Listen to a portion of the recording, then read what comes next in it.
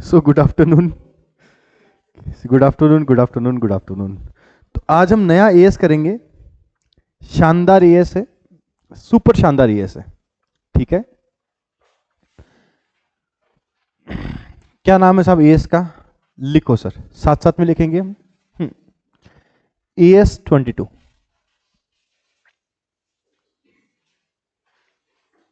AS 22 accounting, accounting for tax on income,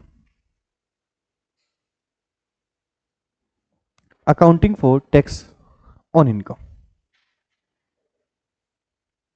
sir क्या बला है, क्या आफत है? समझो साहब, सुनो बेटा। हम इनकम टैक्स में टैक्स कैलकुलेट करते हैं, अच्छी बात है। मैं जब टैक्स कैलकुलेट करूंगा तो टैक्स कैलकुलेट करके उसको जमा भी कराऊंगा। ठीक है, मुद्दा क्या है? मुद्दा ये है कि सर उसको बुक्स में कैसे दिखाएंगे। प्रीति बोली सर सिंपल है, पेमेंट किया टू कैश कर दो, खर्चा हुआ पेंडल अकाउंट या टू कैश कर दो। लेकिन बेटा बहुत कारण ऐसे होते हैं जिस कारण से हमारे अकाउंट्स का प्रॉफिट और इनकम टैक्स का प्रॉफिट सेम नहीं होता।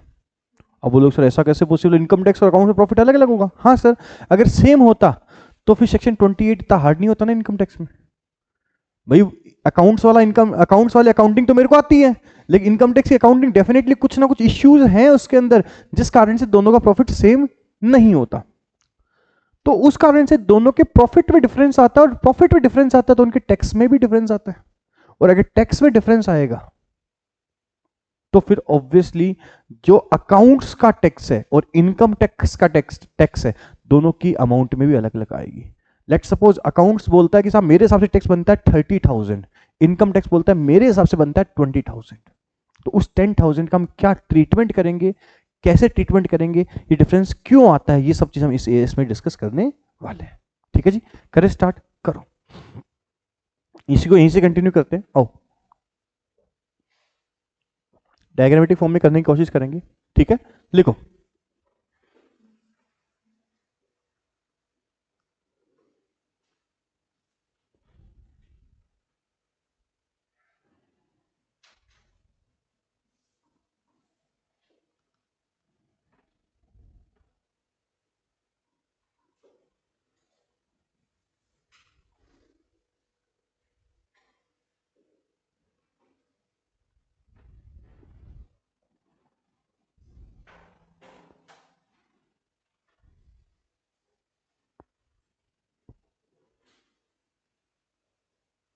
अगर ये दोनों सेम हो जाए तो ठीक है, भी प्रॉफिट और इनकम टैक्स का प्रॉफिट और अकाउंट्स का प्रॉफिट सेम हो जाए तो ठीक है।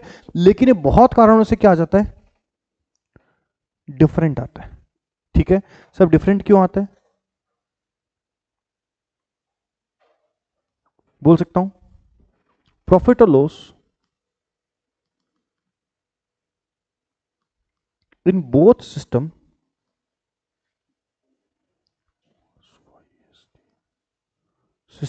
Is different due to various reason, due to following reason लिख लो, due to following reason. First, permanent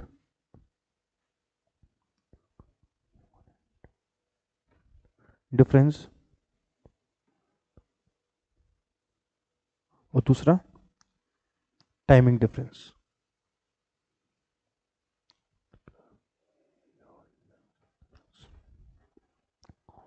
hmm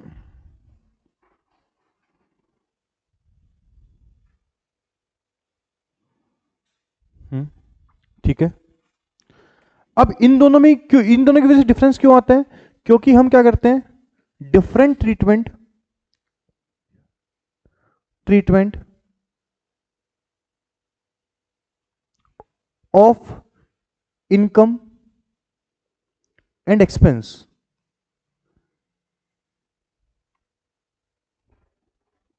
different treatment of income and expense in accounts and tax.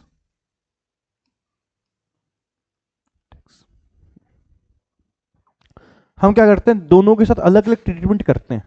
अब आप बोलोगे सर ऐसा कैसे पॉसिबल है कि अलग अलग ट्रीटमेंट करते हैं? मैं थोड़ा सा याद कराता हूं, ठीक है, थोड़ा सा याद कराता हूं। मैंने इनकम टैक्स पढ़ी है उससे, क्योंकि अकाउंट्स तो भी पढ़ रहा हूं, ठीक है।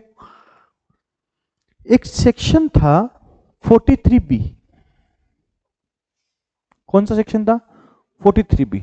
सर 43B किस चीज का सेक्शन था? किस चीज का सेक्शन था? हम खर्चे अलाउड करते हैं पेड बेसिस पर। अकाउंट्स हमने पढ़ ली, सारी घोट के पी ली, कहीं भी पेड बेसिस ड्यू बेसिस है ही नहीं। क्या तो बोलता है ड्यू बेसिस बनाओ या पेड बेसिस बनाओ, ठीक है। ऐसा कहीं लिखा है क्या कि कुछ खर्चों को पेड बेसिस पे दिखाओ बाकी को ड्यू बेसिस पे दिखाओ? नहीं है ना। लेकिन इनकम टैक्स में क्या है कि 43B में कुछ खर्चे दे रखे हैं जिन खर्चों को हम दिखाते पेड बेसिस पर। कैसे दिखाते हैं?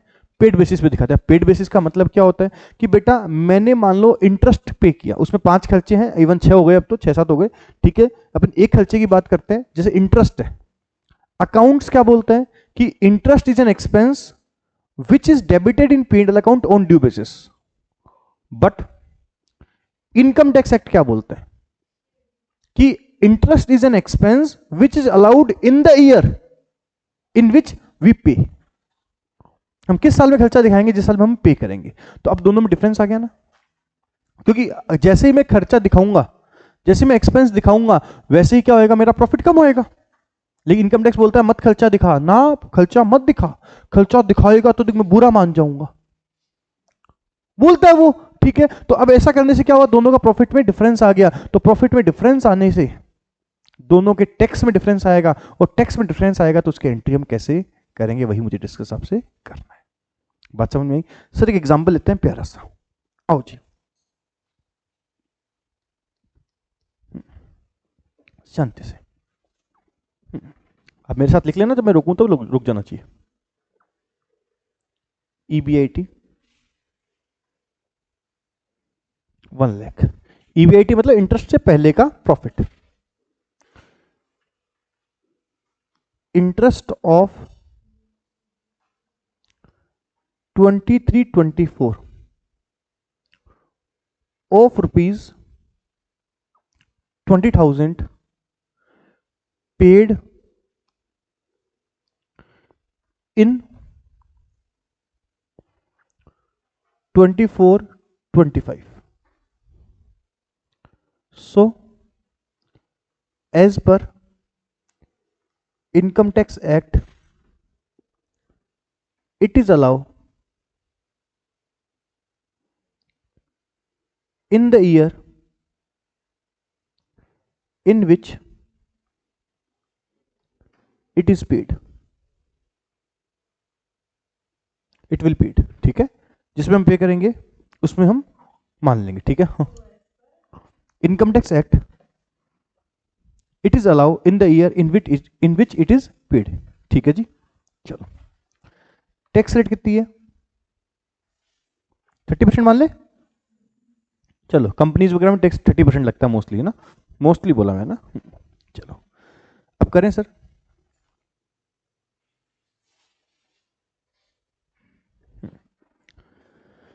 यहां मैं निकालूंगा अकाउंटिंग प्रॉफिट और यहां निकालूंगा टैक्सेबल इनकम।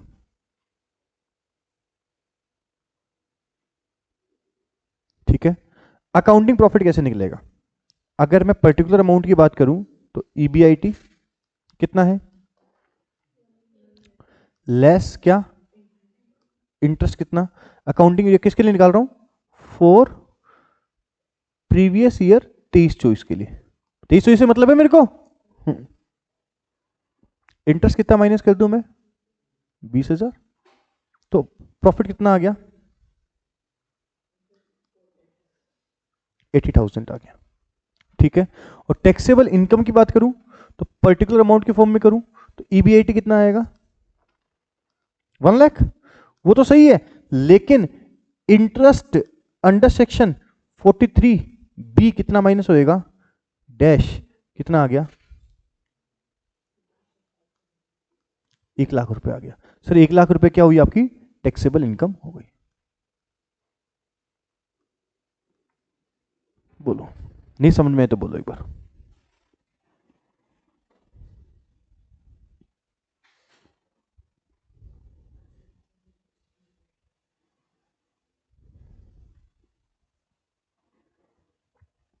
यहां तक समझ में आई बात? चलो, अब अगर मैं टैक्स निकालूं तो मल्टीप्लाई बाय टैक्स रेट करूं, कितना 30%, कितना आया 24,000। ठीक है, और यहां भी मैं अगर मैं टैक्स रेट करूं कितना आया 30,000 आया। ऐसा ही तो हुआ सर। यहां पर समस्या आ गई। अच्छा पहले उसको बोलेंगे, नाम लिख दें इसका, इसका नाम रख दो टैक्स एक्सपेंस।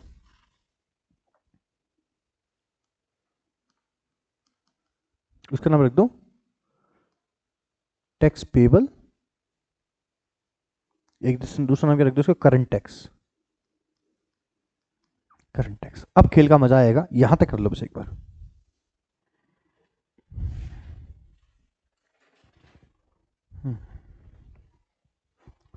यहां तक आपको समझ में आना चाहिए। बहुत सिंपल तरीके से करा रहा हूं, एकदम सिंपल सिंपल करेंगे, प्योर एग्जांपल से लेकर।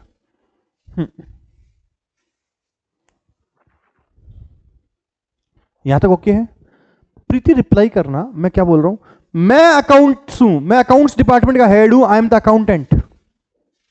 मुझे मेरी बुक्स में अकाउंटिंग करनी है, मेरे हिसाब से मेरा खर्चा कितना है 24,000, लेकिन हकीकत में मुझे पे कितना करना पड़ेगा? पे तो इनकम टैक्स के हिसाब से करना पड़ेगा। मैं बोल सकता हूँ कि नहीं साहब मैं तो 24 ही दूंगा। क्यों मैं 24 इसलिए दूंगा, मेरे को 24,000 ही बनता है मेरे साथ, तेरे हिसाब से थोड़ी चलता है यार। सीतारमन बेचारी बजट लेके आती तब भारी, वो आपके हिसाब से चलाने के लिए थोड़ी लाती है।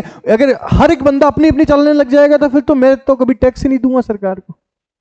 पक्की बात है। तो सरकार ने नियम बना रखे, वो सबके लिए लागू है ना। आप अकाउंटिंग कुछ भी करो, उससे क्या फर्क पड़ता है, जितना टैक्स बनता है उतना तो देना पड़ेगा, यही होगा। अब समस्या क्या आ गई बेटा? अच्छा अच्छा चलो इसके बाद एंट्री करते हैं फिर बात करते हैं। यहां पर अगर मैं आगे की बातें करूं, समझने की कोशिश करना मैं क्या बोलना चाहता हूं आपको। यहां पर अगर मैं एंट्री करूं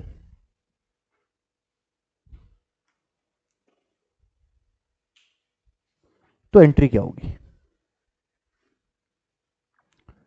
टैक्स एक्सपेंस अकाउंट डीआर।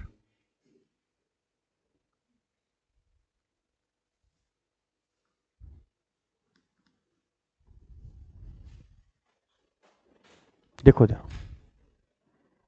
भाई, मेरे हिसाब से खर्चा मेरा 24,000 है, लेकिन मैं पे कितना कर रहा हूं 30,000। अब मेरे हिसाब से पेंडल में भी कितना जाना चाहिए 24 ही जाना चाहिए भाई। मेरा एक्सपेंस 24,000 तो पेंडल में 24 ही जाना चाहिए। ये नई आफत कहां से आ गई? ये 30,000 रुपए पे कर रहा हूं। अब दिक्कत हो गई बेटा, क्या करूं ताकि यहां पर मेरा बैलेंस मैच कर जाए? कोई और दूसरे नाम से लिखना पड़ेगा कि नहीं लिखना पड़ेगा? क्या करूं? तो यहां पर मैं एक नया अकाउंट खोल लूंगा 6,000 के नाम से। वो मैं कुछ भी नाम से लिख सकता हूं, लेकिन 6,000 लिखना पड़ेगा और ये डेबिट में आएगा। तो ये मेरी क्या हो जाएगी? क्या हो जाएगी? असेट्स हो जाएगी। इसको मैं क्या लिखूंगा? डेफर्ड। क्या लिखूंगा? Deferred tax assets. कहानी फिर सुनो आराम से। इसका मतलब क्या हुआ भाई? मेरे हिसाब से 24 बनता है, लेकिन मैं चलो आपको 30 दे देता हूं। लेकिन आप विश्वास रखो, अगले साल मैं 6,000 रुपए टैक्स कम दूंगा, तो वहां एडजस्ट हो जाएगा। सर कैसे कम दोगे? अगले साल क्या होगा फिर से सुनो। अगले साल इन 24-25, ये मत लिखना, बाद में लिख लेना है ना।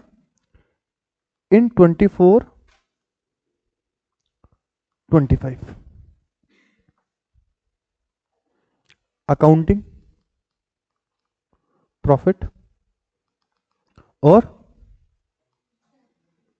Taxable income particular amount, particular amount. अगले साल मेरा ईबीआईटी बोलो कितना मानू? हाँ सेम मान लेता हूं, चलो 1 लाख ही रहा। कितना रहा? 1 लाख रहा। Less interest. इंटरेस्ट अब यहां डैश आ जाएगा, क्यों सर? क्योंकि ये खर्चा तो मैं ऑलरेडी माइनस कर चुका हूं, इस साल कोई भी इंटरेस्ट नहीं है, और यहां इंटरेस्ट कितना माइनस हो जाएगा? 20,000 माइनस हो जाएगा। ठीक है, under section 43 B belong to last year. ठीक है, लास्ट ईयर से बिलोंग करेगा तो मैं प्रॉफिट निकालूंगी, कितना आएगा? 80,000 आ जाएगा। तो सर इस पे इंटू टैक्स करूंगा, कितना? इंटू टैक्स कितना? 30%, कितना आ जाएगा?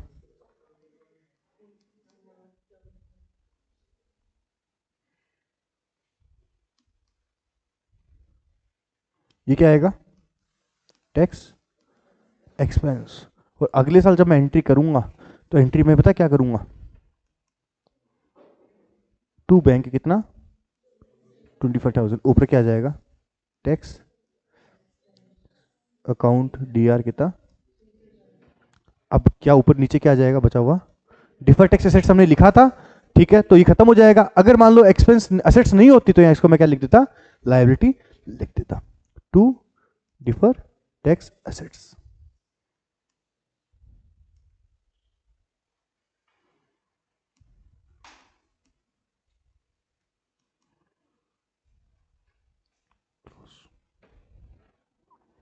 बोलो, समझ में आना चाहिए भी मैंने क्या किया। अब चलते हैं हमारे पुराने वाले खेल पर। इस पर क्या किया सर मैंने? मैंने क्या किया? मैंने एक एंट्री कर दी सर। किस चीज की एंट्री करी भाई? मेरी जेब से ये तो जाएगा ही,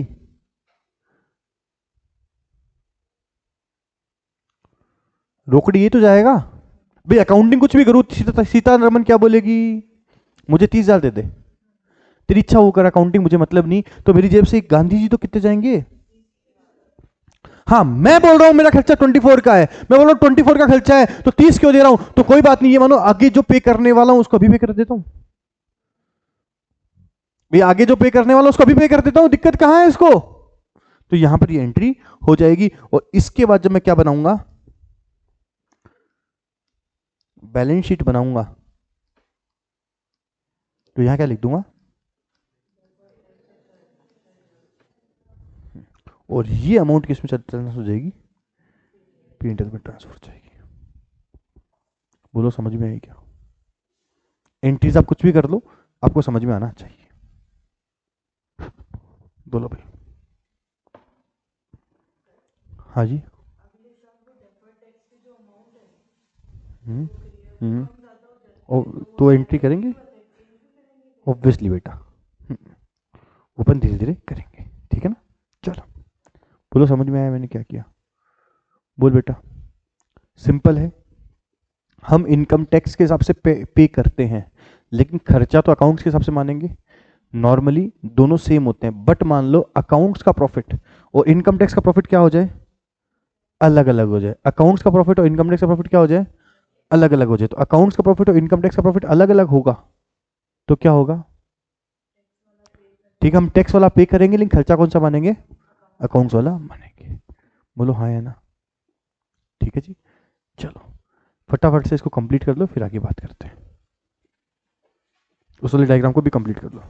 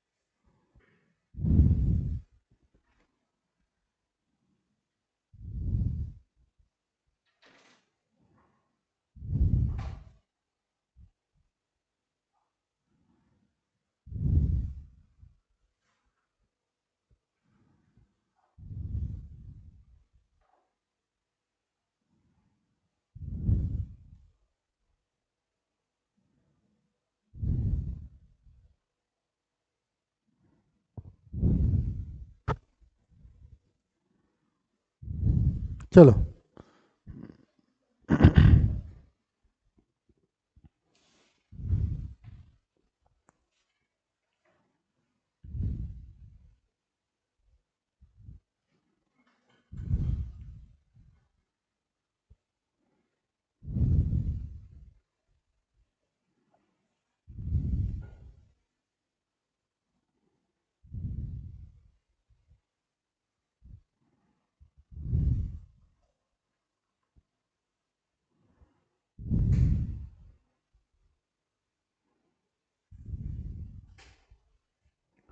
यहां तक समझ में आ गई बात।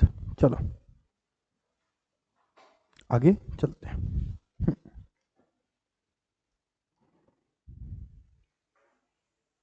एक बार एग्जांपल वापस लेते हैं।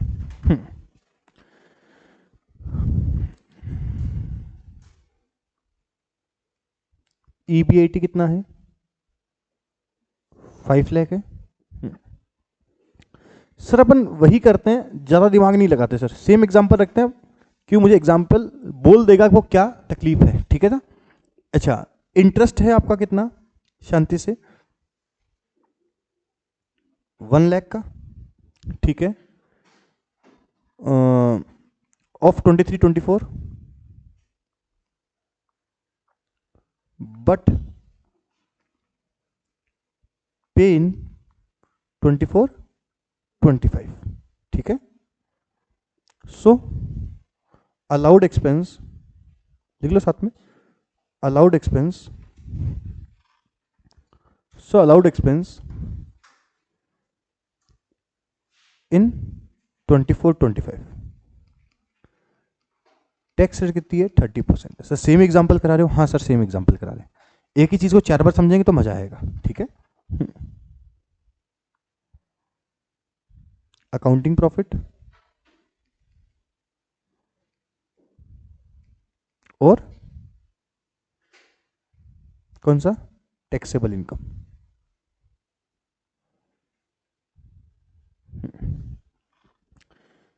EBIT 5 lakh, less interest 1 lakh, कितना आ गया सर? 4 लाख। ये आपका अकाउंटिंग प्रॉफिट आ गया।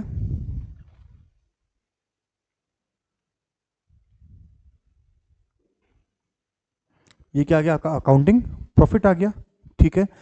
अकाउंटिंग प्रॉफिट आ गया, अकाउंटिंग प्रॉफिट का मैंने लगा दिया इनटू टैक्स रेट, कितना? 30%, कितना आ गया? 120। 120 क्या आया? टैक्स एक्सपेंस आ गया, ठीक है। चलो इस तरह बात करें, ईबीआईटी कितना? 5 लाख, लेस इंटरेस्ट कितना? डैश, अकाउंटिंग इनकम टैक्स का प्रॉफिट कितना आ गया? टैक्सेबल इनकम लिख देता हूं। टैक्सेबल इनकम ये आ गई, मल्टीप्लाई बाय टैक्स रेट कितना? 30%, कितना आ गया? 1.5 लाख। इसको मैं क्या बोल सकता हूं? टैक्स पेबल, या फिर बोल सकता हूं करंट टैक्स बोल सकता हूं।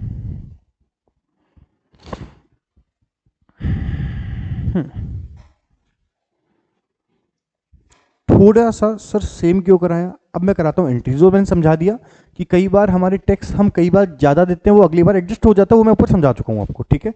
अब चलते हैं थोड़ा सा और भारी, ठीक है। सर एंट्री सिखा रहे हो क्या? हाँ सर एंट्री सिखा रहा हूं, ठीक है। एक तो एंट्री जो आपको आती है वो एकदम जेन्युइन एंट्री है सर, क्या क्या एंट्री करी सर हमने? टू बैंक, कितना किया? 1,50,000। ऊपर हमने क्या किया था?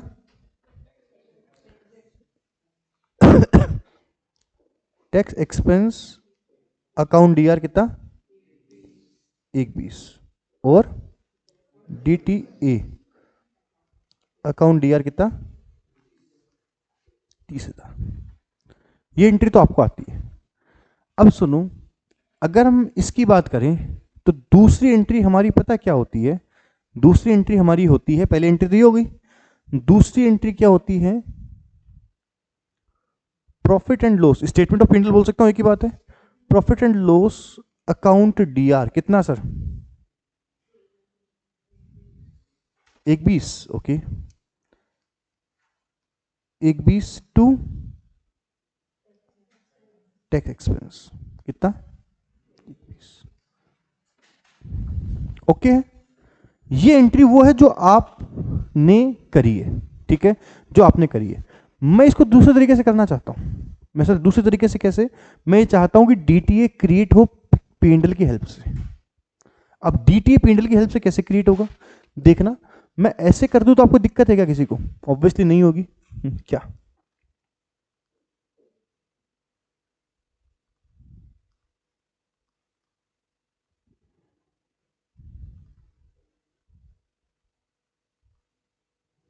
तो कायदे से एंट्री यही होती है। भी मैंने पे कर दिया, ठीक है। अब दूसरी एंट्री क्या होगी?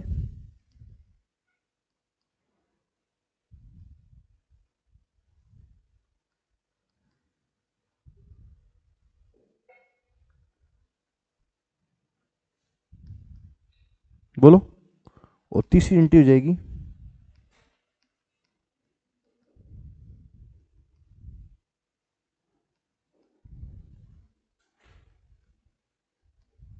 सर, क्या टाइम पास कर रहे हो? देखो ध्यान भाई, मैंने खर्चा कितना पे किया? मैंने 1.5 लाख पे किया, तो मेरे हिसाब से मेरी टैक्स कितना बना इस साल? 1.5 लाख। तो 1.5 लाख P&L में जाना चाहिए, लेकिन उसमें से 30,000 अगले साल काम आ जाएगा, तो उतने की मैं एसेट्स क्रिएट कर लूंगा। और एसेट्स हमेशा P&L से क्रिएट होती है, मतलब वो P&L में एंट्री करनी पड़ेगी। बोलो कोई दिक्कत हो तो? बोल पंसारी, बोल गौरव, लिख लो इसको, कंप्लीट करो इसको फटाफट से।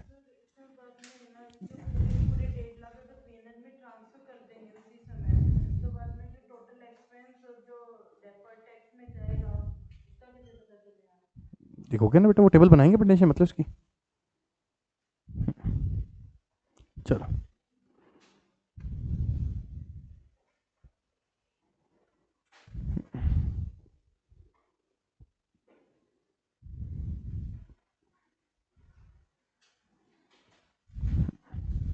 एंट्रीज मैं आपको कराता हूँ। आपके एएस में एंट्री वेंट्री नहीं होती, उसमें खाली कैलकुलेशन ही होती है हमारे यहाँ। लेकिन ठीक है, हम सीखे तो पूरी चीज़ सीखे ना, आधी क्यों सीखे? आधी क्यों सीखे?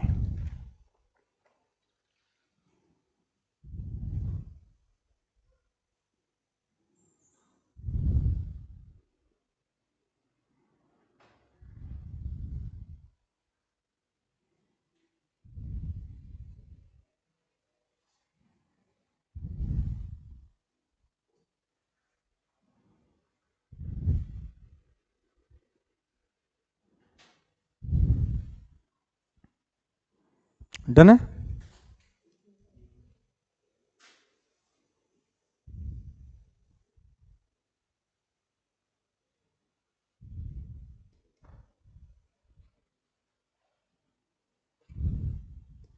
चलो, चलो सर, DTA कैसे आया? DTA कैसे आया?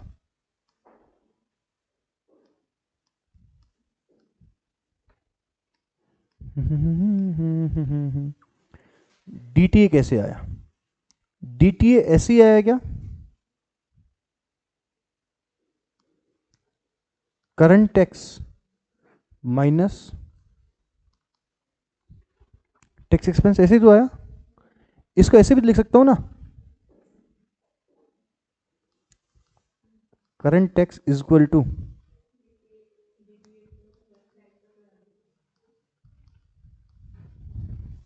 लिख सकता हूं क्या भाई? ये तो हुआ, और क्या हुआ? ठीक है, चलो फटाफट कंप्लीट कर लो इसको, करते रहो साथ साथ में। हाँ,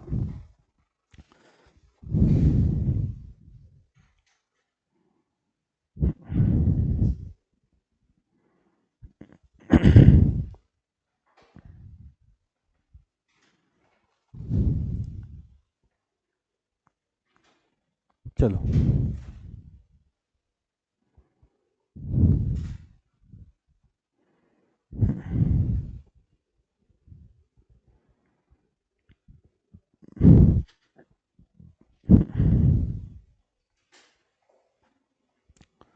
चलो सर, यहां पर अकाउंट्स का प्रॉफिट ज्यादा है, अकाउंट्स का टैक्स ज्यादा है या इनकम टैक्स का टैक्स ज्यादा है? इस क्वेश्चन में इनकम टैक्स का टैक्स ज्यादा है क्या?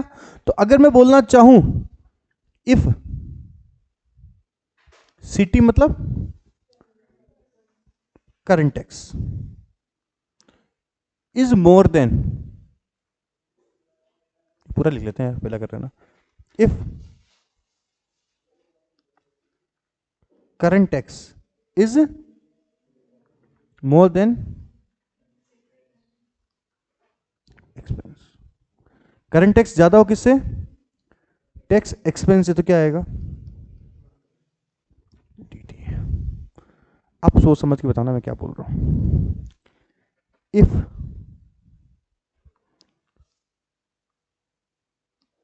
अकाउंटिंग, अंजलि पूछ रही थी ना कैसे पता चलेगा प्रॉफिट इज, आराम से इसको मैं से लिख देता हूं,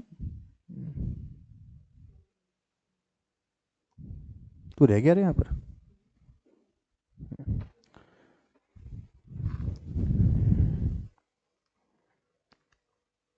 टैक्सेबल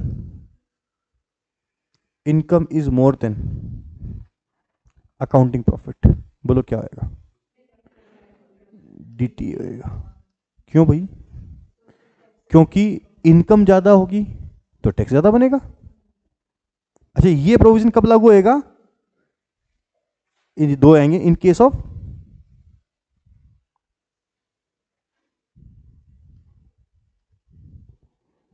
टैक्स रेट अलग अलग होगी तो बात ही खत्म हो जाएगी ना। चलो अगला बताना,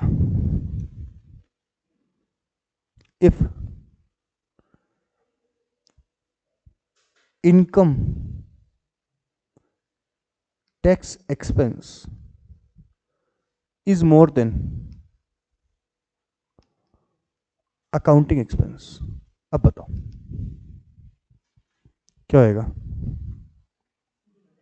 डीटीए नहीं होगा बेटा, ये क्या हो जाएगा? लिखना नहीं है लास्ट वाला, डीटीएल हो जाएगा। क्यों भाई? आप देखो, अरे भाई एक्सपेंस होने से प्रॉफिट कम होता है, जितना ज्यादा खर्चा उतना प्रॉफिट कम, जितना ज्यादा खर्चा उतना प्रॉफिट कम, और जितना प्रॉफिट कम उतना टैक्स कम। ठीक है, यहां पर देखो आप, आपका एक्सपेंस है 1 लाख का अकाउंट्स में, और यहां कितना है? 0। तो किसका एक्सपेंस ज्यादा है? अकाउंट्स का एक्सपेंस ज्यादा है, तो अकाउंट्स का एक्सपेंस ज्यादा तभी तो डीटीए आया। तो इसको मतलब मेरे को ऐसे लिखना चाहिए था सर, इसको कैसे, इसको मैं ऐसे करूं,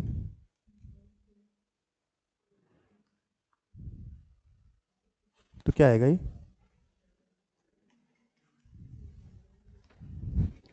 और कब लागू हो जाएंगे? जब in case of same tax rate. हाँ बेटा, आशा आ जाइए। सर अंसारी जी बोलो। हाँ,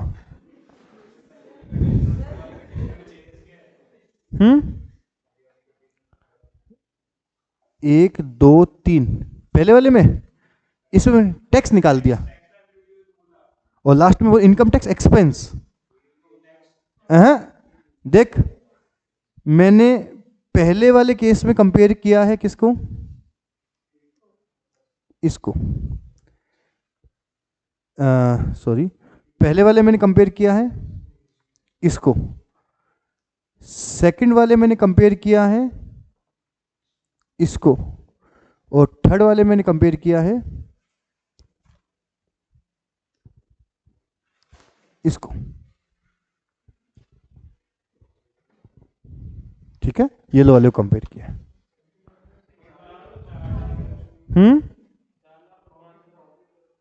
सॉरी वो नीचे आ गया, हाँ सॉरी सॉरी, अल्टीमेट प्रॉफिट मतलब अकाउंटिंग प्रॉफिट कितना है,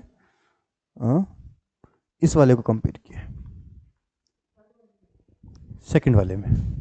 ठीक है, और थर्ड वाले में इसको कंपेयर किया आराम से। अब इतनी मेहनत क्यों सर? सीधा कैलकुलेट करिए, हो तो रहा है।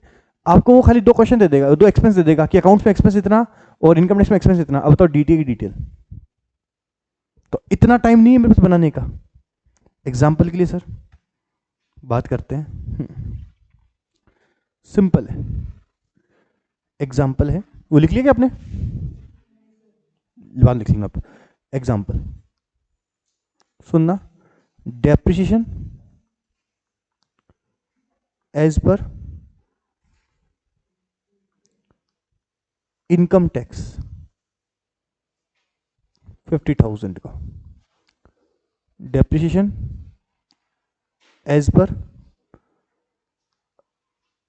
Accounts 30,000, calculate DTA slash DTL if tax कितना है 30% है। बताओ क्या आएगा? इतना सा क्वेश्चन है, तो अब मुझे समझना पड़ेगा उस चीज को मैं क्या बोलना चाहता हूँ, ठीक है?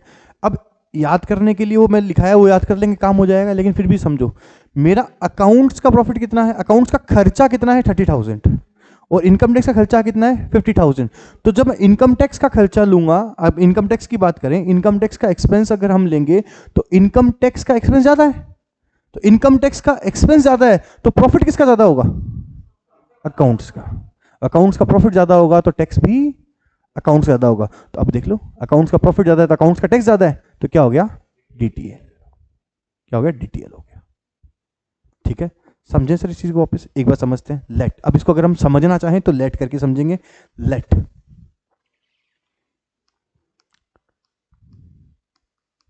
क्या? मान लो earning before depreciation and tax कितनी है? ईबीडीटी 2 लाख है। ठीक है, तो एक तो तरीका है कि हम कैलकुलेट करें अकाउंट्स प्रॉफिट, और एक इनकम, कौन सी? Taxable income. अकाउंट्स प्रॉफिट निकालें तो क्या आएगा? Particular amount EBDT 2 lakh less कितना?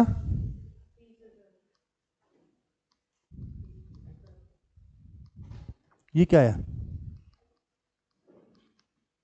Accounting profit. ठीक है, और टैक्स रेट मल्टीप्लाई कर दें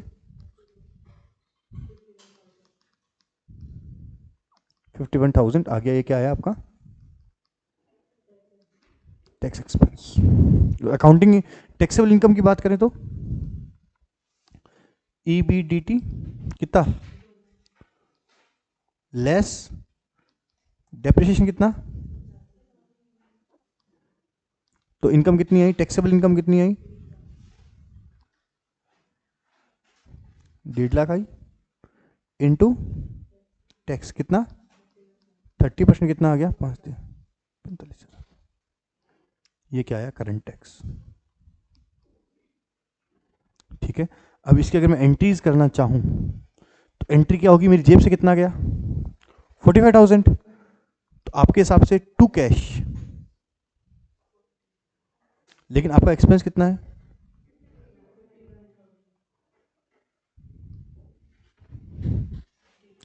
बताओ क्या आ जाएगा?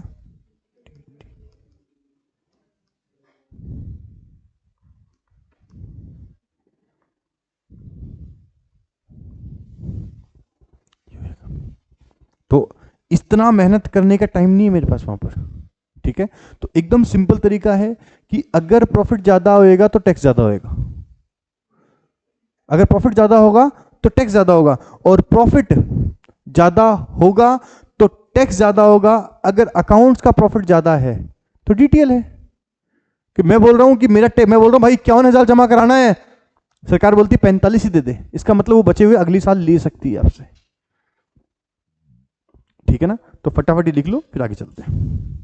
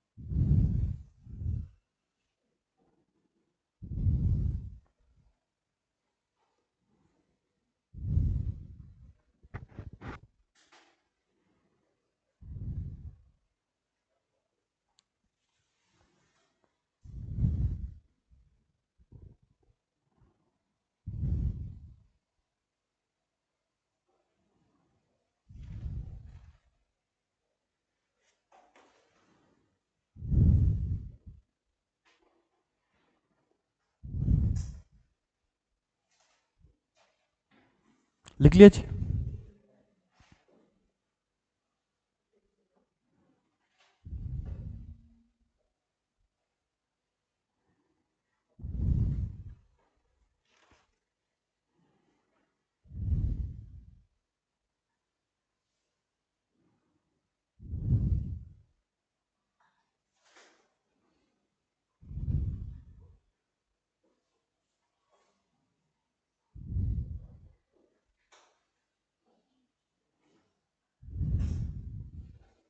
चलो जी, यहां तक ओके है, एकदम ओके है सर।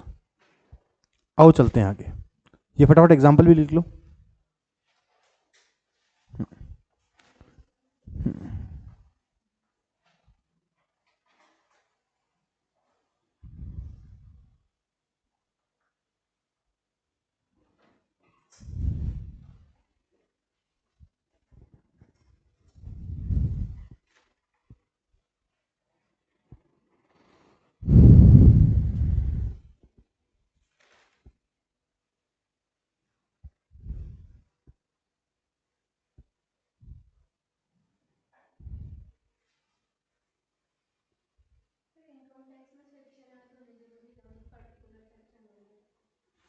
अच्छी बात है अगर हो तो।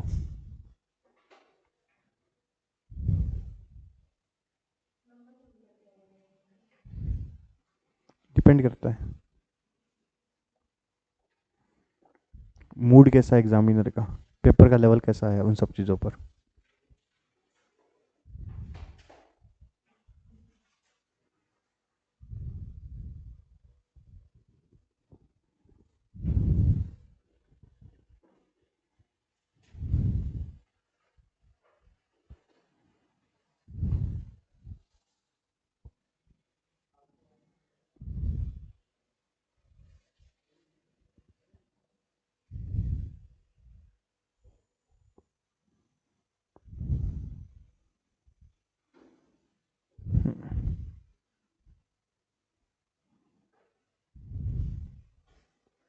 लिख लिया जी, चलो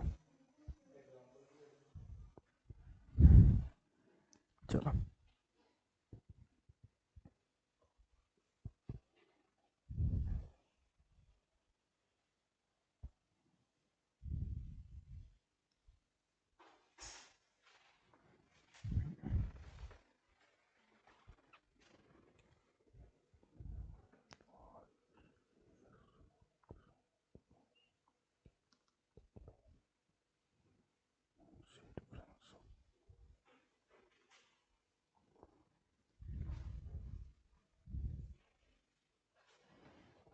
क्यों डिफरेंस आता है अभी, डीटीए और डीटीएल क्यों क्रिएट होता है?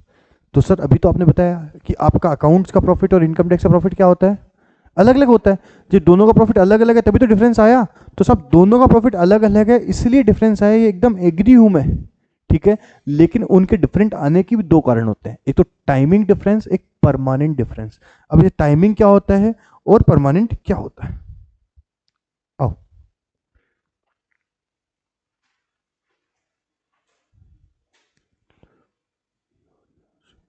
टाइमिंग डिफरेंस और दूसरा परमानेंट।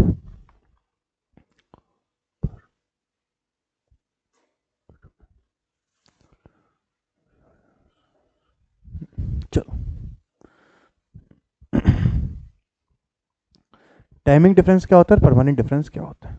कह रहा हिम्मत, अब एक मिनट शांत रखेंगे, सुनो। अभी मैंने एग्जांपल लिया, वो किस चीज का लिया, 43B का। 43B में क्या होता है कि कोई भी खर्चा है, कोई भी एक्सपेंस है, वो आपके लिए अलाउड एक्सपेंस होगा इनकम टैक्स में जिस साल हम पे करेंगे।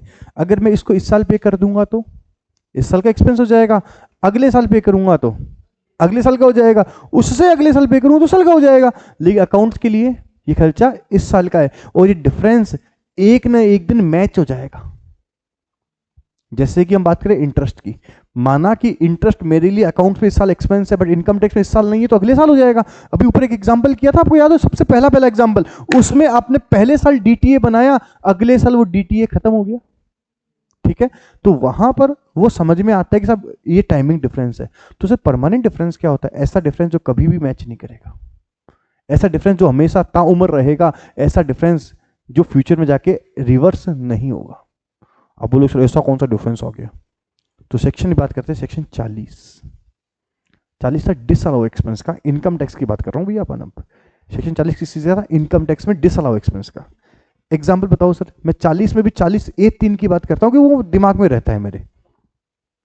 इनकम टैक्स क्या बोलता है कि आप कोई भी खर्चा 10,000 से ऊपर कैश में नहीं कर सकते एक दिन के अंदर, ऐसा था।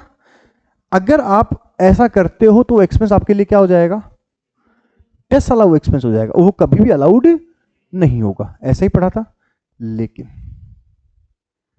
लेकिन अकाउंट्स में ऐसा 11th हो गई, 12th हो गई, फाउंडेशन भी हो गई और इंटर भी लगभग लगभग हो गई, वो फाइनल का मेरे को पता है ऐसा कुछ है ही नहीं। कहीं ऐसा कुछ खर्चा है कि आप कैश में पेमेंट नहीं कर सकते, कहीं लिखा हुआ ऐसा? नहीं लिखा हुआ बेटा, बिल्कुल नहीं लिखा हुआ, कहीं है ही नहीं ऐसा। तो ऐसा डिफरेंस जो इस साल तो डिफरेंस क्रिएट हो जाएगा और वो फ्यूचर में भी सेट ऑफ नहीं होगा, उसे क्या बोला गया है इन्होंने, परमानेंट डिफरेंस बोला है। ठीक है, बात समझ में आई? दो कारण से डिफरेंस आता है, इनका अकाउंटिंग ट्रीटमेंट क्या होगा हम डिस्कस करेंगे, लेकिन दो कारण से डिफरेंस आ सकता है। लिखे, लिखो।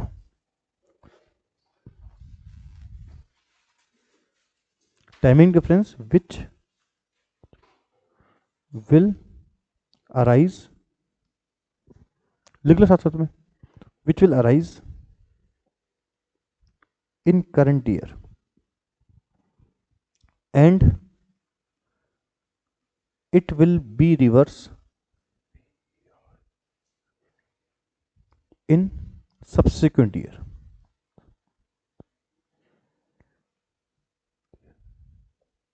Subsequent year.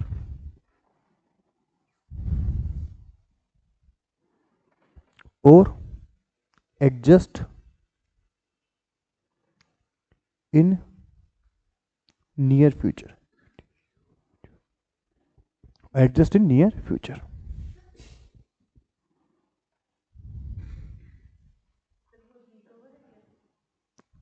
Reverse in subsequent year. Sir permanent difference कौन सा होता है, आओ जी, which will arise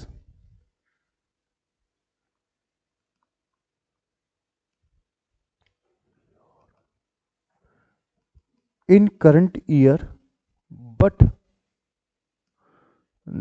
not reverse in subsequent year.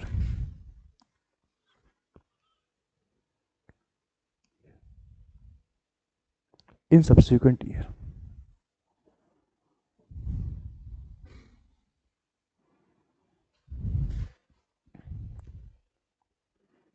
ठीक है सर, एग्जाम्पल लिख दो, तो इसका एग्जाम्पल तो वही लिखूंगा जो भी मैंने पढ़ा है, कौन सा,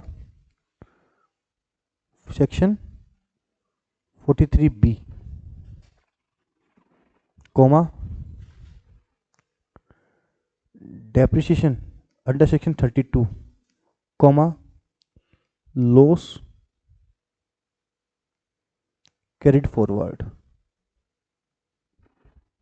चलो जी, और सर अपने परमानेंट डिफरेंस में क्या आता है, एक ही सेक्शन आता है मेन, तो सेक्शन 40। अब 40 में आप कितने भी लिखना चाहो लिख सकते हो, 40A लिख सकते हो, 40A2 लिख सकते हो, 40A3 ले सकते हो, एटसेट्रा, खूब सारे होते हैं।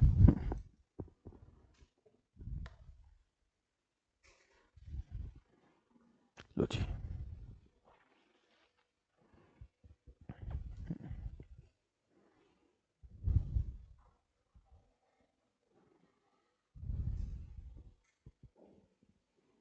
ठीक है।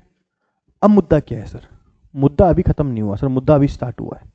अब मुद्दा क्या है सर, ये है कि सर मैंने क्या किया इस साल, डिफर्ड टैक्स एसेट्स रिकॉग्नाइज कर ली। सर क्यों करी वो समझ में आ गया, क्योंकि मेरा इनकम टैक्स का प्रॉफिट ज्यादा था और मेरे हिसाब से इनकम टैक्स का टैक्स ज्यादा था और मेरे हिसाब से टैक्स मेरा कम बनता था, तो मैंने deferred tax adjust assets create कर ली।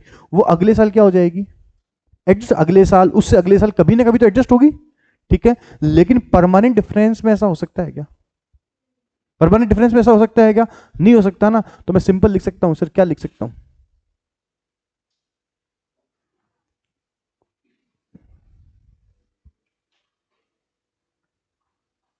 Ignore DTA and DTL। अब इस केस में वो DTL डिटेल लिखने की जरूरत नहीं है, सीधी जितना आप पे करो उससे उसको एक्सपेंस मान लो, बात खत्म।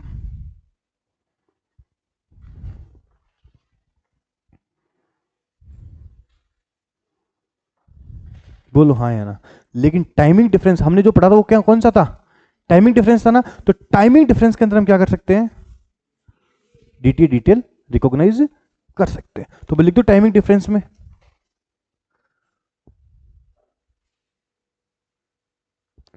Recognise DTA and DTL। अब DTA और DTL में भी कैसे रिकॉग्नाइज करें? इतना ही लिख लो खाली, उसको क्या करते हैं, ठीक है, इतना अलग से लिखा दूंगा। ठीक है जी, यहां तक हो गया। अब लिखो नेक्स्ट लाइन में, DTA is only recognized, DTA is only recognized, लिखो DTA is only recognized when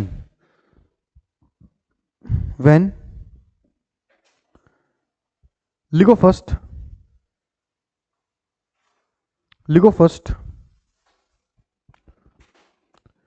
difference is due to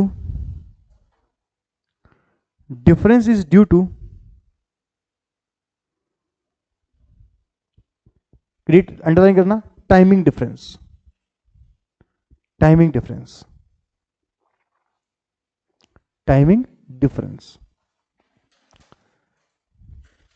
second, there must be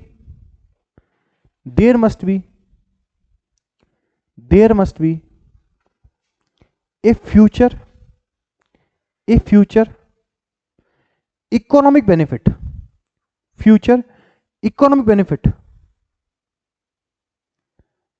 in subsequent year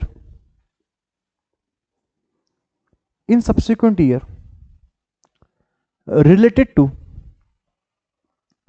tax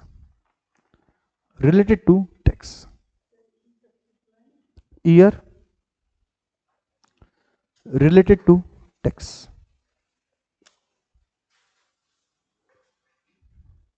कौन सी मॉड्यूल में? मॉड्यूल नंबर 2 में है ना,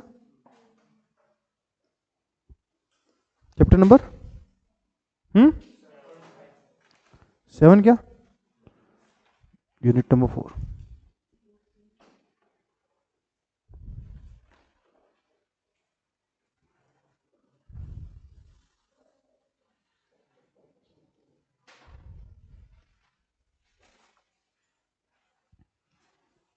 चलो सर एक बार के लिए हम समझ लें, वापस समझना चाहें तो सर डिफर टैक्स एसेट्स और डिफर टैक्स लायबिलिटी में फर्क क्या है?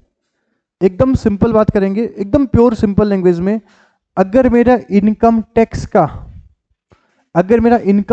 ज्यादा है तो मैं ज्यादा पे कर रहा हूं। अगर इनकम टैक्स ज्यादा है तो ज्यादा पे कर रहा हूं, मेरा जितना बनता है उससे ज्यादा पे कर रहा हूं। तो इनकम टैक्स ज्यादा है तो डिफर टैक्स एसेट्स होगी, और इनकम टैक्स कम होगा तो इतनी सी बात है। अब सुनो, इनकम टैक्स या टैक्स की कैलकुलेशन डिपेंड करती है प्रॉफिट पर। टैक्स की कैलकुलेशन किस पे डिपेंड करती है? प्रॉफिट है। अगर मैं बात करूं इनकम टैक्स का प्रॉफिट ज्यादा होगा तो इनकम टैक्स का टैक्स ज्यादा होगा, और इनकम टैक्स का टैक्स ज्यादा होगा तो DTA। हम बात करते हैं एक्सपेंस की, तो अगर एक्सपेंस ज्यादा होगा तो प्रॉफिट कम होगा। बहुत सिंपल बात करें, अगर एक्सपेंस ज्यादा होगा तो प्रॉफिट कम होगा। मतलब अगर इनकम टैक्स का एक्सपेंस ज्यादा है तो प्रॉफिट कम, और प्रॉफिट कम तो टैक्स कम। इनकम टैक्स का टैक्स कम तो क्या होगा? DTL होएगा, क्योंकि मेरा टैक्स कम है, ठीक है, और मैं क्या बोलता है अकाउंट से कितना लिख रहा हूं? ज्यादा लिख रहा हूं। अकाउंट्स का, अब इनकम टैक्स वापस बात करें, इनकम टैक्स का प्रॉफिट ज्यादा तो इनकम टैक्स का टैक्स ज्यादा। टैक्स ज्यादा मतलब मैं पे ज्यादा कर रहा हूं, लेकिन मैं बोल रहा हूं मेरा खर्चा कम है, DTA हो गया। इनकम टैक्स का प्रॉफिट ज्यादा तो इनकम टैक्स का टैक्स ज्यादा तो डीटीए। इनकम टैक्स का एक्सपेंस ज्यादा तो इनकम टैक्स का प्रॉफिट कम, प्रॉफिट कम तो टैक्स कम, टैक्स कम तो डीटीएल। बोलो समझ में आई कहानी? पक्की बात। चलो इलिस्ट्रेशन 1 में आ जाओ।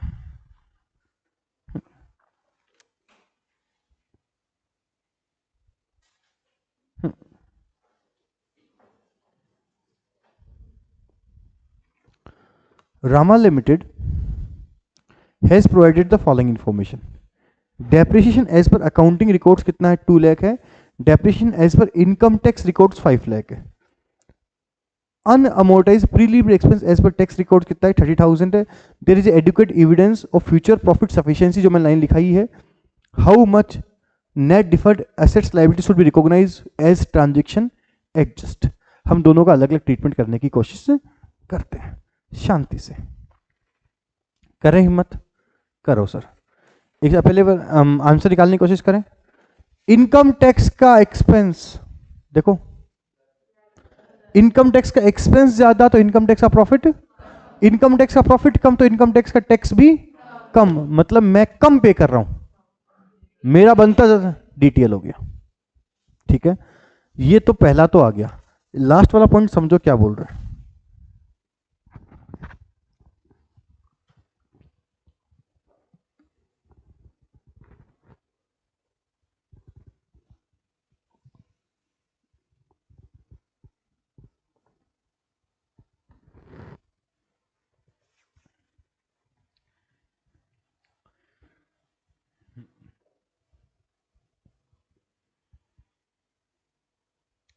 अनअमोर्टाइज प्रीलिमिनरी एक्सपेंसेस, मैं पहले बात करता हूं। इनकम टैक्स में हमने पढ़ा था, नहीं याद है कोई बात नहीं।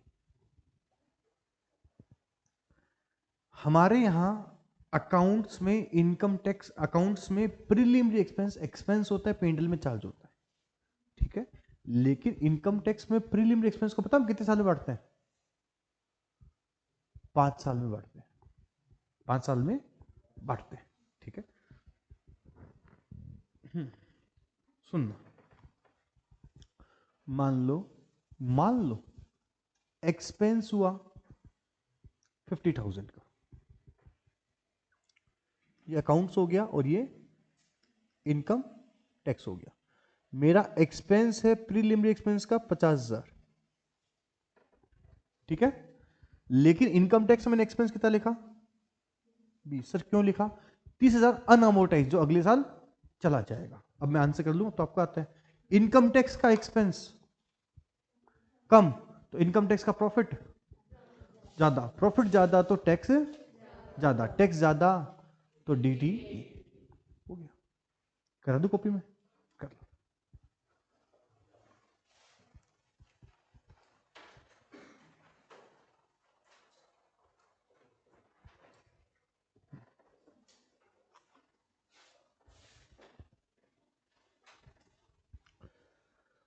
लिखो पहला पर्टिकुलर,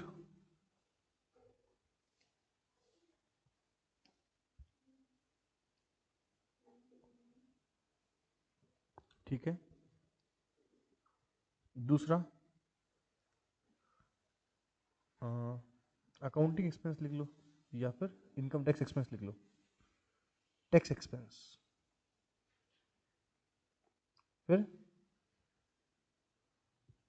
अकाउंटिंग एक्सपेंस लिख लो, फिर लिख लो डिफरेंस। डिफरेंस और ब्रेक में कौन सा डिफरेंस है? टाइमिंग डिफरेंस है, दोनों ही फ्यूचर में एडजस्ट हो जाएंगे। ठीक है,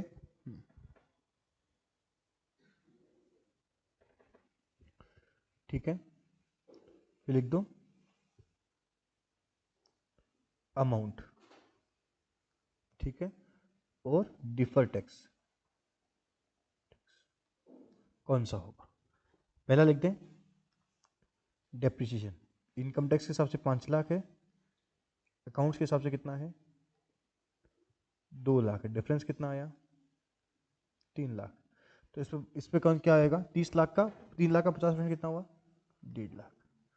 क्या हो गया? डीटी। ठीक है, दूसरा लिख दो अनअमोर्टाइज्ड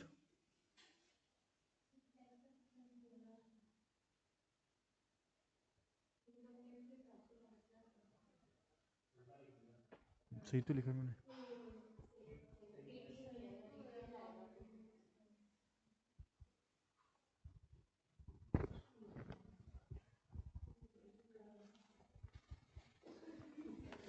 चलो, अनअमोर्टाइज्ड टैक्स एक्सपेंस कितना है डैश, और यहां लिख देता हूं मैं 30,000। डिफरेंस तो 30,000 के आ रहा है, ठीक है। टाइमिंग डिफरेंस कितना है 30,000 का, तो यहां कितना आ जाएगा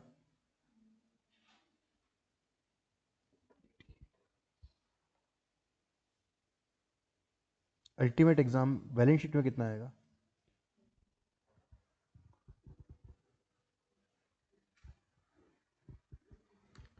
नहीं समझ में आया तो भैया पूछ लेना वापस।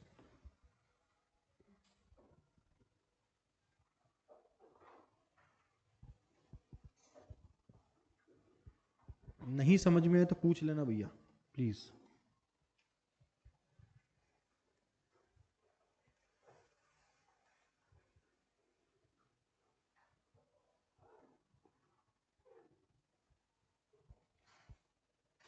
ठीक है जी, चलें आगे। इलस्ट्रेशन 4 में आ जाओ, लिख लो लिख लो लिखो। इन बोथ द केसेस लिख लो। In both the cases there is a timing difference, there is a timing difference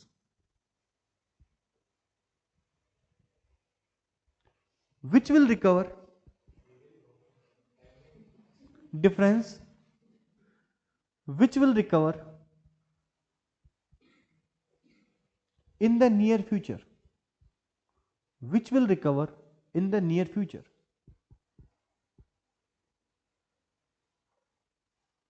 So we disclose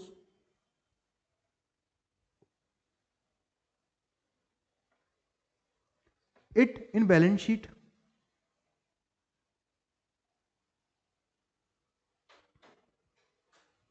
as a deferred tax liability.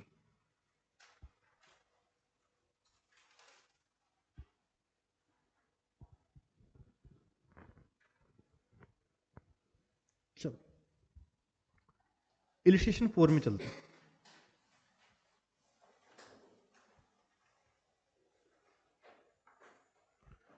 शानदार है,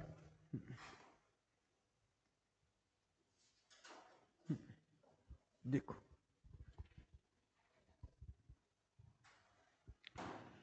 Omega Limited is working on a different project which are likely to be completed within 3 years. मैं omega हूं, मुझे एक project मिला हुआ है जो कितने साल में कंप्लीट करके देना है मेरे को, 3 साल में कंप्लीट करके देना है, ठीक है। It recognize revenue from these contracts as percentage of completion method for financial statement during 10-11 10-11 11-12 and 12-13 for 11 lakh 16 lakh and 21 lakh respectively. पहली बात, ये अपनी रेवेन्यू रिकॉग्नाइज करता है कंप्लीशन मेथड के तहत, जो ए साथ में है बढ़वा दो, मेरे कोई काम का नहीं आएगा। ये अकाउंट्स वाले भाई साहब बोलते हैं हमारा प्रॉफिट पहले साल का 11 लाख, दूसरे साल का 16 लाख, तीसरे साल का 21 लाख, ठीक है। However income tax purpose it is adopted completed contract method, बढ़वा दो कोई सा मेथड हो, under which he recognize revenue 7 lakh 18 lakh 23 lakh for year 10-11 11-12 and 12-13 respectively. Income tax rate is calculate the amount of deferred tax assets liability for the year 2010-11 11-12 and 12-13, ठीक है। Simple question है, पहले तो इन तीनों को जोड़ लगाओ, 11 16 21 कितना होता है, और 7 18 23, मतलब कल ना कल कभी ना कभी जाके सही हो जाएगा, एडजस्टमेंट हो जाएगा। अब दूसरी बात, कहीं भी ऐसी कोई हिंट है परमानेंट डिफरेंस वाली नहीं है, तो टाइमिंग डिफरेंस मान लो, टाइमिंग डिफरेंस मान के इसको मैं एडजस्ट कर दूंगा, ठीक है, डिफर्ड टैक्स एसेट्स या डिफर्ड टैक्स लायबिलिटी मान लूंगा। अब बात करते हैं शांति से। अकाउंट्स का प्रॉफिट पहले साल का कितना, और इनकम टैक्स का 7 लाख, तो अकाउंट्स का प्रॉफिट ज्यादा तो अकाउंट्स का टैक्स ज्यादा, अकाउंट्स का टैक्स ज्यादा और मैं पे कर रहा हूं कम, अकाउंट्स का टैक्स ज्यादा पे कर रहा हूं मैं कम, बताओ क्या हुआ, डीटीएल। बस हो गया, फिर खत्म बात, इतना ही आना चाहिए। ठीक है, कर ले, एक टेबल बना ले प्यारी सी, कर।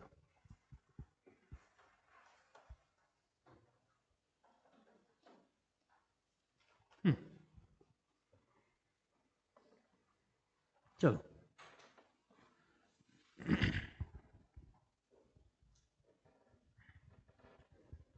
पहला कॉलम बनेगा, लिखो कैलकुलेशन ऑफ, पहले तो कैलकुलेशन ऑफ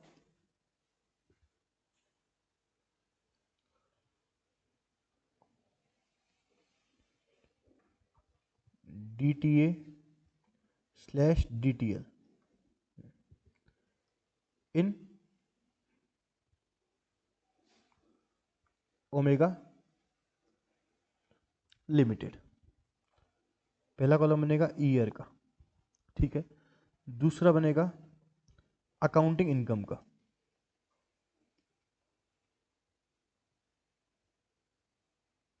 तीसरा बनेगा टैक्सेबल इनकम का,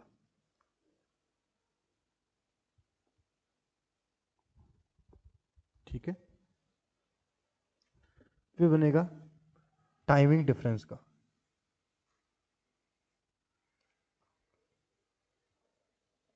टाइमिंग डिफरेंस का, ठीक है। अब balance timing difference.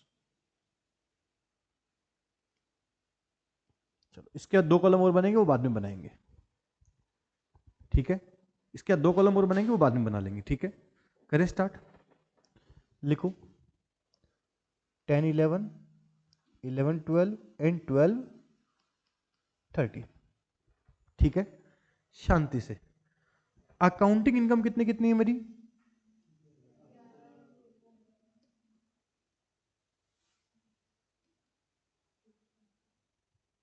7 lakh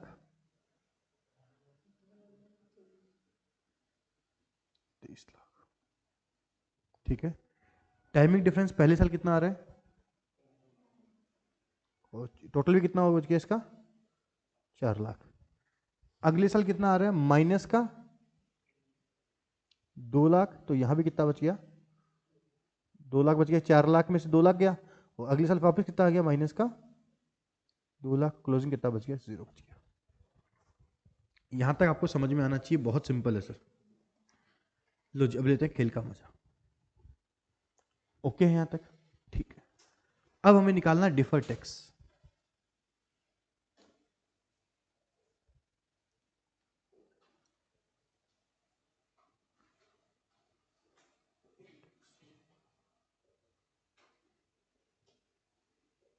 liability, शांति से, ठीक है। और balance of defer tax liability. Sir एकदम ओके है, एकदम ओके है सर, शांति से। ये 4 लाख रुपए क्या है, प्रॉफिट है। 4 लाख रुपए क्या प्रॉफिट है, किसका प्रॉफिट ज्यादा है, अकाउंट्स का प्रॉफिट ज्यादा है, तो अकाउंट्स का प्रॉफिट ज्यादा है तो मेरे को टैक्स ज्यादा देना चाहिए था, लेकिन मैं टैक्स कम दे रहा हूं, ठीक है। तो ये क्या आ जाएगा, डिफर टैक्स लायबिलिटी कितनी आ जाएगी, 4 लाख इंटू 35%, कितना आएगा, 140, ठीक है। ये किस पे कैलकुलेट हुआ, ये इस पर कैलकुलेट हुआ भैया, इस पर।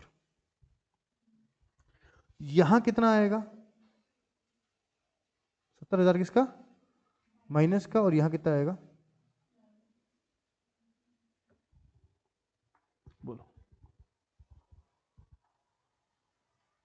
ठीक है। तो पहले साल बैलेंस कितना बचेगा, 140, अब 70 गए तो कितना बचा, 70, और बैलेंस कितना बच गया लास्ट में, ये बहुत सिंपल है यार।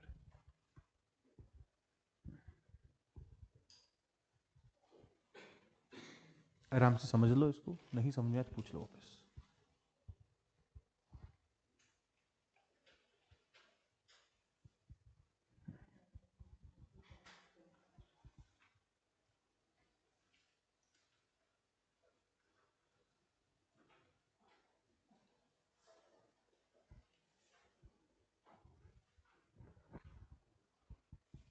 ओके है सर, बहुत सिंपल है सर। ठीक है जी, अब थोड़ा लेवल का क्वेश्चन करते हैं। इलिस्ट्रेशन नंबर 3 में आ जाओ। लेवल का क्या नई चीजें हैं बस थोड़ी सी ना। लिखा नहीं क्या? अब घर पे लिखना बैठ के आराम से। हाँ चलो आराम से। इलिस्ट्रेशन 3, इसको करवाने से पहले हम कुछ बातें करते हैं, कुछ प्यारी प्यारी बातें।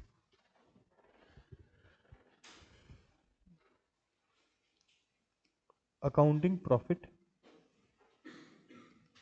और टैक्सेबल इनकम, ठीक है, कितना है? प्रॉफिट है माइनस का 1,00,000 और माइनस का 1,00,000। थोड़ा सा समझना, दिमाग लगाना। टैक्स कितना है? 30% है। टैक्स कितना है? 30% है। अकाउंट्स में हम क्या करते हैं? इनकम टैक्स की बात नहीं कर रहा, अकाउंट्स की बात करता हूं। अकाउंट्स में मैं प्रॉफिट को कम कर देता हूं। प्रॉफिट होता है टैक्स कम करता हूं, तो अकाउंट्स में पता मैं क्या करता हूं? टैक्स 30%। ठीक है, तो मेरा प्रॉफिट कितना आएगा? लॉस 17,000 आ जाएगा। और इनकम टैक्स पता है इसको मैं क्या करता हूं? क्या होता है? सीएफ कैरिड फॉरवर्ड, अगले साल एडजस्ट कर देता हूं। अकाउंट्स में हमने कभी भी ये ना वर्ड पढ़ा है कैरिड फॉरवर्ड? मैंने तो नहीं पढ़ा। इनकम टैक्स में पढ़ा है, ओके है, लेकिन अकाउंट्स में नहीं पढ़ा। अकाउंट्स में हम उसी साल कम ज्यादा कर देते हैं हमारी इनकम को। भाई टैक्स लगेगा, टैक्स लगेगा तो उसको हिसाब से एडजस्ट करते हैं, और टैक्स नहीं लगेगा उसको उस हिसाब से एडजस्ट करते हैं। ऐसा ही तो करते थे। अरे भाई, आपने याद है हमने एक पढ़ा था चैप्टर सेट ऑफ वाला? सेट ऑफ वाले चैप्टर में हमने क्या पढ़ा था? कि सेट ऑफ वाले चैप्टर में हमने डिस्कस किया था कि साहब अगर मान लो कोई भी लॉस हम इस साल सेट ऑफ नहीं कर पाएंगे तो उसको कैरिड फॉरवर्ड कर पाएंगे। लेकिन इनकम टैक्स में ऐसा कोई नियम पढ़ा ही नहीं। अकाउंट्स में कोई नियम ही नहीं पढ़ा। अकाउंट्स में तो मैंने क्या किया, जो प्रॉफिट है उसी में सब कुछ एडजस्ट कर दिया। भाई मेरे को 1,00,000 का लॉस हुआ, लेकिन मैं 30% टैक्स माइनस करूँ तो 70,000 लॉस होएगा। ये हम पढ़ते हैं। ठीक है सर, इतना तो समझ में आया, ये कहां से आ गया अचानक? ठीक है, ऐसा होता है। ठीक है जी, चलो अब आ जाओ क्वेश्चन नंबर 3 में। क्या लिख रखा है? शांति से सुनना।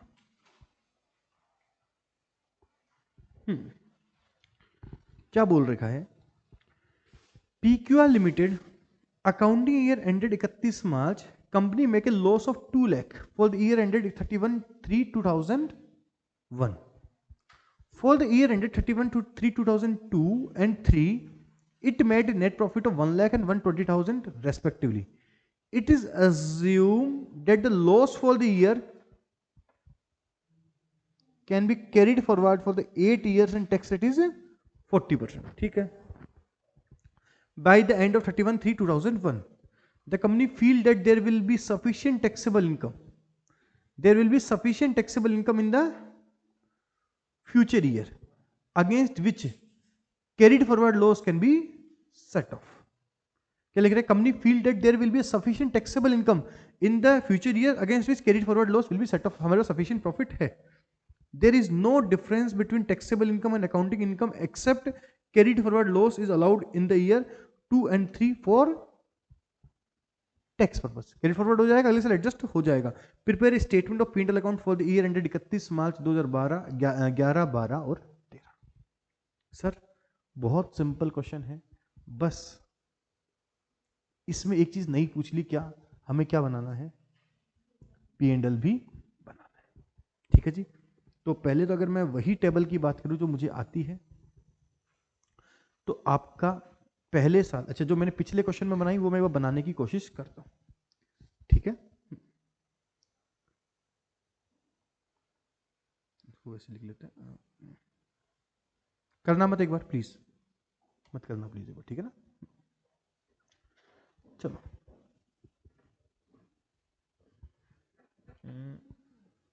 2001, 1, 2 एंड 2 3, ठीक है। Accounts profit, income tax, taxable income लिख दो इसको मैं, टैक्सेबल इनकम, डिफरेंस, ठीक है। और फिर आगे देखेंगे। मेरे पहले साल की अकाउंटिंग इनकम कितनी है? माइनस की 2 लाख, ठीक है। ये बताओ इनकम टैक्स की इनकम कितनी है? माइनस की 2 लाख भी नहीं है, जीरो है। क्यों? इनकम जीरो होएगी, वो 2 लाख अगले साल क्रेडिट फॉरवर्ड हो जाएंगे, ठीक है। तो यहां इनकम कितनी आएगी? जीरो आएगी। और अकाउंट्स की इनकम इनडायरेक्टली कितनी होगी अब? 2 लाख माइनस की हो गई, 2 लाख माइनस की हो गई। तो सब डिफरेंस आया कितना? 2 लाख का। शांति सुनना, कितना डिफरेंस आया? 2 लाख का डिफरेंस आया, ठीक है। अब इस पे क्या लगेगा? टैक्स लगेगा। मैं अगर बैलेंस वाला कॉलम बनाना चाहूं तो बना सकता हूं, कोई दिक्कत नहीं, इसमें कोई फर्क नहीं पड़ता। बैलेंस कितना बचा? माइनस का 2 लाख। अब टैक्स कितना बनेगा? इसको मैं डिफर्ड टैक्स बोल दूं, क्या बनेगा देख लेंगे। टैक्स बनेगा 2 लाख का 80,000। वापस सुनो एक बार, वापस। ये क्या है? डिफर्ड टैक्स एसेट्स होगा कि लायबिलिटी होगी? सुनो आराम से। मेरे हिसाब से मेरा टैक्स बनता है, अकाउंट्स की बात करता हूं, मेरे हिसाब से मेरा टैक्स बनता है माइनस का 80,000, और इनकम टैक्स हिसाब से टैक्स बनता है जीरो। मेरे हिसाब से टैक्स कितना बनता है? माइनस का 80,000, और इनकम टैक्स के हिसाब से कितना बनता है? जीरो बनता है। सोच समझ के बताओ, डिफर्ड टैक्स एसेट्स हुआ कि लायबिलिटी हुई? बताओ क्या आएगी?